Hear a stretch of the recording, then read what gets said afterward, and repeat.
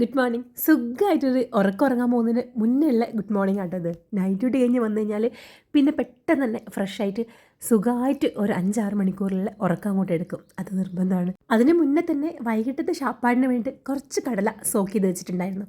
പിന്നെ ഇതാ ഒരു 5 മണിയൊക്കെ ആയപ്പോൾ എഴുന്നേറ്റ് മോർണിംഗിൽ എങ്ങനെയാണോ റൊട്ടീൻ ചെയ്യുന്നത് അതുപോലെ തന്നെ വൈകിട്ട് ഏലക്കയും ഉലുവയും കറുവപ്പട്ടയും ഒക്കെ ഇട്ടുള്ളൊരു ഡ്രിങ്ക് ഫസ്റ്റ് തന്നെ എംപ്റ്റി സ്റ്റൊമക്ക് കുടിച്ചു കേട്ടോ. ഡിന്നർ മിക്ക ദിവസങ്ങളും ഹോസ്പിറ്റലിൽ ചെന്നിട്ടാട്ടോ കഴിക്കാറ്. അവിടെ ചോറും ചപ്പാത്തിയും ഒക്കെ ആയിരിക്കും. അപ്പോൾ ഇന്നൊരു വെറൈറ്റി ആയിക്കോട്ടെ എന്ന് ഓർത്തിട്ട് ബേസൻ്റെ ചീല ഉണ്ടാക്കാമെന്ന് വിചാരിച്ചു കേട്ടോ.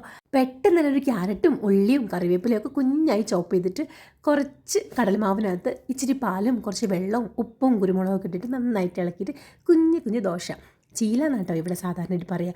ഇതിങ്ങനെ കഴിക്കാനും രസമാണ്, അല്ലെങ്കിൽ അച്ചാറോ തൈരോ എൻ്റെ കൂടെ കഴിക്കാനും അടിപൊളിയാണ്.